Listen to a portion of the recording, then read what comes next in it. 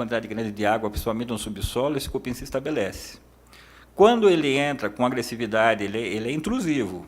Ele entra de maneira discreta, mas ele é agressivo no que ele faz. Ele chega, por exemplo, debaixo de um prédio, a primeira coisa que ele faz é furar a caixa d'água lá embaixo do prédio, aquele do subsolo. Aquela caixa d'água que fica geralmente no subsolo do prédio, né? Tem uma caixa d'água lá onde chega a água que bombeia lá para cima. Então, é um cupim que fura concreto. Ele não come concreto, mas ele fura concreto. Ele chega ali, fura a caixa d'água, começa a pegar água, às vezes é um furo pequenininho, as pessoas não percebem, e subindo pelo cano, do lado externo do cano, que vai pegar um shaft, vai pegar uma prumada para chegar até jogar água lá em cima, por fora do cano ele vai passando para o primeiro andar, segundo andar, terceiro andar, quarto andar, ele vai andando por ali. E por ali ele pode se deslocar para dentro dos apartamentos e começa a comer o gabinete da pia, começa a comer os armários embutidos. Quando não tem muita água, ele leva água com ele, para molhar a madeira, para nascer um fungo, para ficar molinho, para ele poder comer. Quando ele chega na metade do prédio, ele não vai voltar para pegar água, porque já está longe, então ele fura a caixa d'água lá em cima. Aí a caixa começa a minar água e ali começa o prejuízo. Sim, ele gosta bastante de água, hein, Milton? Ele precisa de muita água, esse cupim é uma espécie que precisa de muita água. O Cambuí, por exemplo, é um bairro que tem muita mina d'água, o Cambuí. É impressionante como tem mina d'água aquele bairro lá. Então, tem muita árvore, é assim uma condição predisponente para ter esse cupim. Tá? Bom, vamos ver um pouquinho. Então, o cupim subterrâneo sai lá da Indonésia, ó, lá do outro lado do globo, perto ali da Austrália, perto da China, né? Atravessa e chega até o Brasil. Chegando no Brasil, ele vai se estabelecer no Porto de Santos e no Porto do Rio de Janeiro por volta de 1900, mais ou menos, ele chega aí nos navios cargueiros, tá bom? Aí de lá, do litoral, ele começa a fazer o eixo de propagação, começa a subir em direção ao oeste, porque ele pode, né, voltar não dá, que é o mar, mas ele pode subir, descer ou seguir ao oeste. Se a gente voltar um pouquinho aqui, ó, e fazer uma comparação da onde ele sai da Indonésia ali e com o Brasil, a gente percebe que ele, em termos de localização no globo, eles estão na mesma faixa. Então, o clima é muito parecido. A Indonésia deve ter um clima bem parecido com o do Brasil. Então, ele se adapta perfeitamente. Tá certo?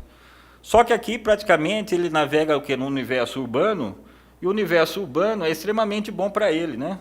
Porque, primeiro, ele anda por baixo do solo. O solo debaixo de uma cidade, que é revestido praticamente de cimento, concreto e asfalto, não permite que nenhuma microvida se estabeleça debaixo daquele solo. Então, o ambiente que ele transita é estéril. A terra debaixo do asfalto é estéril e quente. Então, quente e estéril, ele não tem predador, ele vai andando. Daí ele entra pelo meio da árvore, desce, vai entrar dentro da casa. Ele é difícil de ser localizado. Por isso que é chamado de praga invisível.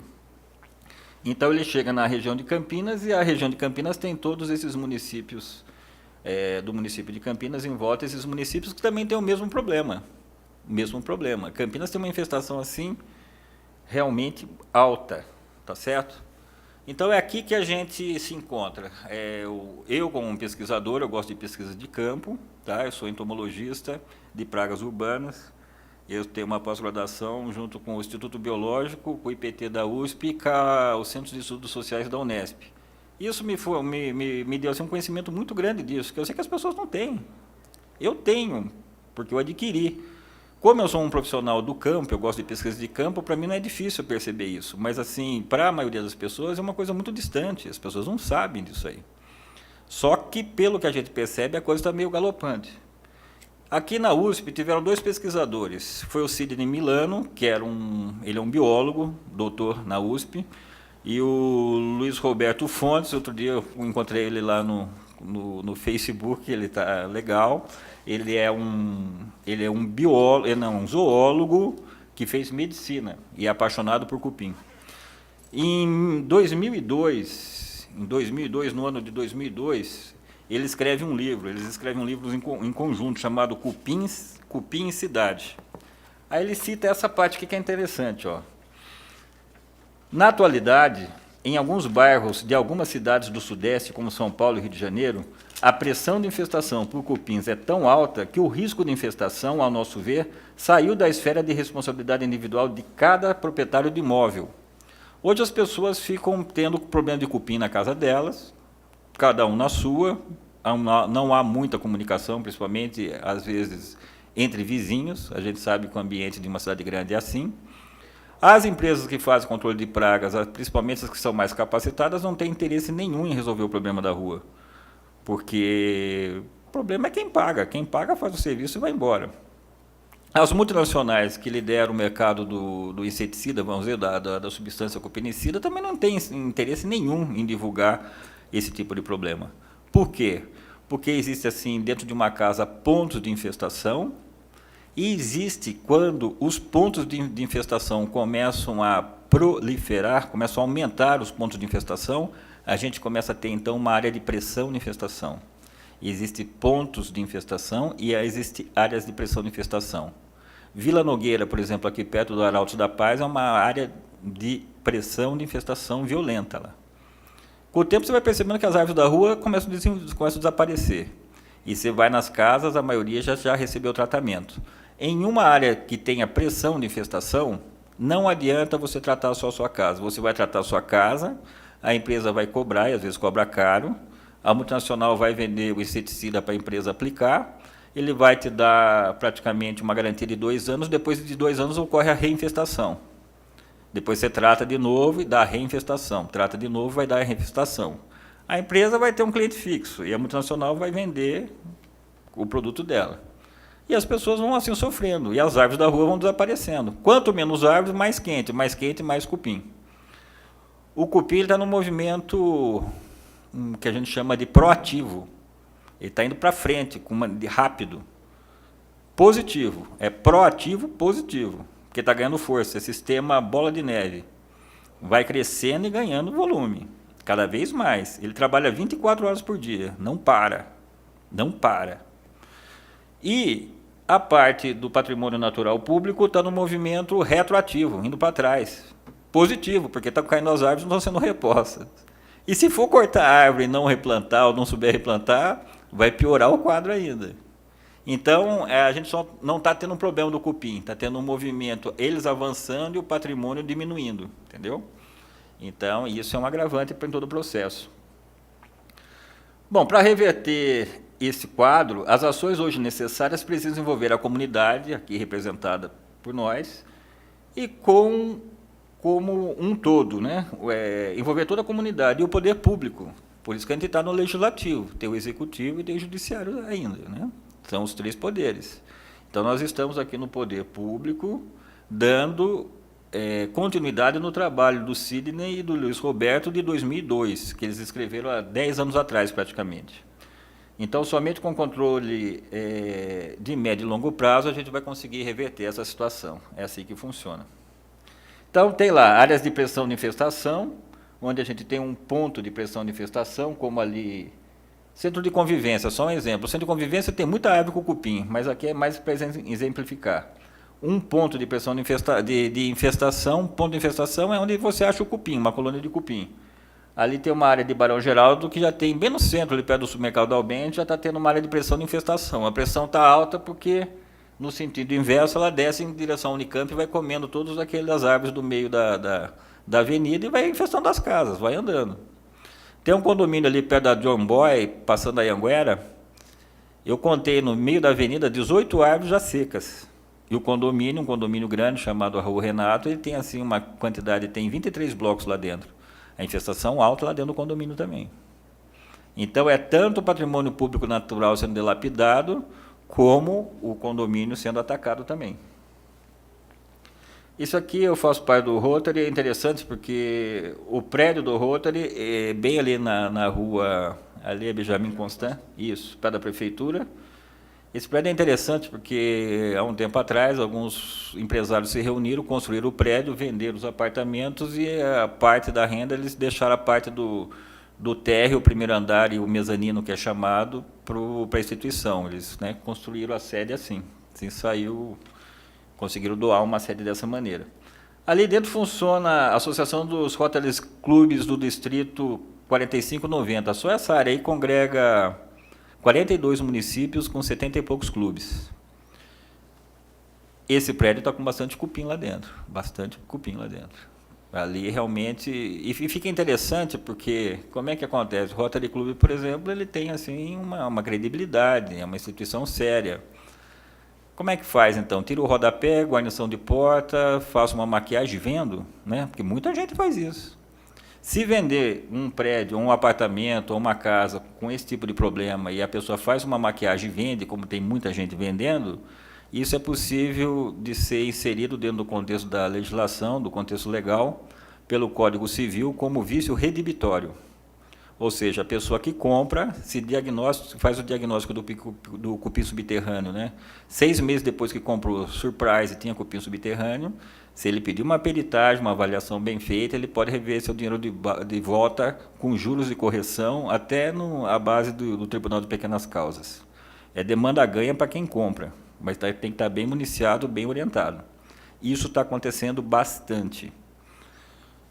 Uma das coisas que me chamou a atenção, a gente já tem um tempo de vida, então, uma das questões que envolve o comportamento desse cupim é a descrição. Se a gente levanta em determinados bairros que tem um problema de cupim, é horrível, porque atrapalha muito o desenvolvimento de um programa. Então, às vezes, pelo transtorno imobiliário que causa, muitas vezes a gente encontra no mercado imobiliário uma solicitação de não falar nada. Por favor, não fale nada, não divulgue. Quanto menos falar, é melhor. Isso atrapalha. Então, alguns casos a gente tem que ser discreto. Devagarinho a gente vai fazendo como os cupim fazem, vamos avançando com o programa. E, graças a Deus, está andando bem. A descrição, às vezes, é boa. Quase sempre, né? As árvores são o reservatório dessa espécie de cupim. Ele vai entrar por baixo da árvore, chega na região do cerne da árvore, ali a meio metro em cima do solo, come o cerne, faz um oco e começa a morar ali dentro. Ali é um lugar que a gente chama de isotérmico, né? Isotérmico por quê? Porque a temperatura é constante. A árvore funciona como isopor, a casca da árvore funciona como isopor. Então, no inverno é quentinho e no verão não é tão quente. Ele mantém uma temperatura média lá dentro de 37 graus lá dentro. Ele fica quietinho, escondido lá dentro. Com o tempo, o vento bate lá em cima da árvore, quebra justamente no cerne onde ele comeu. Funciona como uma alavanca. Então ele é um derrubador de árvore. Esse cupim derruba a árvore, não gosta de entrar em floresta porque a árvore está muito próxima uma da outra. Ele gosta de uma arborização esparsa, uma arborização um pouco distante uma da outra. Então a cidade é legal, porque tem uma árvore aqui, outra lá, se uma árvore cair, é isso que ele quer. Naturalmente ele iria comer o cerne da árvore, a árvore ia ser fragilizada bem na inserção dela com o solo. O vento batendo lá em cima funciona com poder de alavanca, o ponto fraco onde ele comeu derruba a árvore. Ele é um estrategista e físico também. A árvore cai no chão quebrada, para de ser nutrida, seca, puxa a umidade do solo, ele come a árvore inteira e vai para outra árvore. Se tiver casa, ele vai para casa. Tem um levantamento aqui de um jornal aqui da região, ele fala que se calcula de árvore seca. Ele demora para secar a árvore, a grande maioria está oca e o pessoal nem percebe. Árvores secas no município de Campinas, 20 e 21 mil árvores secas, que eu não sei o que está fazendo de pé, porque sombra não dá, vai estar esperando cair. Aí aparece às vezes a broca, esse tipo de coisa. Então, em termos de utilidade pública, a árvore cai mesmo. Aqui, por exemplo, você vê uma que quebra e cai, às vezes em cima de carro. E nas casas ele começa a fazer esse sinalzinho, que é um túnel pela parede, entra ali pelo conduíte, vai até o medidor de energia, detona com aquilo lá, às vezes dá curto-circuito, e causa muito prejuízo. E então transita das árvores para as casas e das casas para as árvores. Um movimento proativo, positivo dos cupins e um movimento retroativo, positivo da conservação do patrimônio público natural. Bom, como é que o nosso projeto tem que ser feito? Ele tem que ter um projeto que seja interessante, né? Hoje, para você conseguir um recurso dentro de um projeto, ele tem que ser ambiental, mas ele tem que ser social também. Então, o projeto hoje, quando você vai procurar uma Nest, uma incubadora, é necessário que ele tenha essa forma de ser um projeto socioambiental. Então, como é que funciona? Nós temos condição de elaborar um tipo de isca muito simples para ser usado na rua. Então, nada que eu coloque na rua tem que ser caro. Porque se for caro, as pessoas vão pegar, vão levar embora. Então, existe uma isca que é desenvolvida foi desenvolvida junto com a Unesp, que ela é bem simples. É uma garrafa PET cortada, com papelão dentro e um pedaço de toco, que é o resto de poda de uma árvore, de preferência que o cupim já comeu. Porque tem um fungo interessante que eles chamam a atenção. Então, isso é uma isca bem simples. Não tem nada, não tem veneno, não tem nada. É só uma isca. Isca a gente chama de bait em inglês, então uma eco-bait, uma isca ecológica. Essa aqui é legal porque eu posso colocar na rua, dificilmente alguém tira. O único lugar que tiraram foi próximo a um condomínio, tinha um pessoal que usava crack e eles usavam o pauzinho para fazer fogueira, né? Aí eu tirei o pauzinho e eles usaram o papelão. Então, a gente conversou com eles e eles estão lá mantendo mais ou menos dentro das possibilidades, mas assim, a grande maioria não mexe nessa isca. Essa isca fica no chão. Cada lugar que a gente percebe a presença da isca, quando ela dá positiva, fica sendo um ponto. Então, por exemplo, eu posso pegar o Parque Taquaral, no entorno do Parque Taquaral, na avenida ali que tem no entorno do Taquaral, colocar no canteiro central uma a 10 metros da outra. Vai colocando, posso entrar no parque e colocar. Geralmente 10 metros. Pode ser em metragem linear ou pode ser em metragem quadrada. Quanto mais isca tiver, mais eu vou perceber esse cupim. Quando ela dá positiva, né? Ela dando positiva, deixa eu andar um pouquinho. Ela dá positiva, quando a gente percebe a presença do cupim, aí nesse exemplo tem a isca, depois tem um muro de um condomínio que foi colocado, onde o pessoal fica lá com o crack. Ela fica no meio do gramado, geralmente, ela é verde, é legal que seja verde, porque não chama muita atenção, não é intrusivo. Quando ela dá positiva, aí a gente usa um aplicativo de smartphone ou usa um GPS, mede onde a isca deu positiva, coloca via um programa de rastreamento por satélite, você acha o ponto, por cima você consegue reparar aonde é que está a infestação, abre um raio de 30 metros, é onde você vai encontrar a rainha. Então, é uma tecnologia extremamente simples em termos de reciclado, que é pé no chão, né, que é toco de madeira, papelão e plástico descartável, tudo descartável, com uma tecnologia sofisticada, porque você trabalha com satélite, e mais acessível. Não é porque é uma tecnologia sofisticada que é o fim do mundo, é extremamente acessível. Tá? Então, dentro desse modelo, a gente faz assim, vai numa cooperativa de reciclados, ou alguém que pegue os catadores, a gente pega a garrafa, né, já paga um pouquinho mais para eles, isso aí já gera um impacto social a curto prazo, já pede que seja garrafa limpa, que seja verde, de preferência de 2 litros, para criar uma padronização. Aí, para colocar essas iscas no chão, a gente tem trabalhado assim em capacitação de pessoas, né, de preferência até os filhos dos catadores. Capacita essas pessoas para formar, com esse conjunto de indivíduos, uma unidade ambiental urbana, que é chamada. Um indivíduo já é uma unidade, mas também a unidade pode ser 2 ou 3 pessoas. Aí se coloca a isca e se monitora a isca. O próximo passo é para que ela comece esse tipo de capacitação e até num desenvolvimento maior de alguns tipos de projeto. É uma fábrica de EcoBait, ela é bem simples, a gente tem um contato com os catadores, depois a gente pode disponibilizar esses vídeos, estão na internet para poder ver.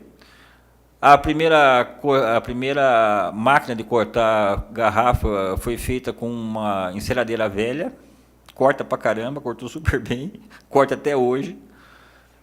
Aí apareceu a PH6 e disponibilizou mais recursos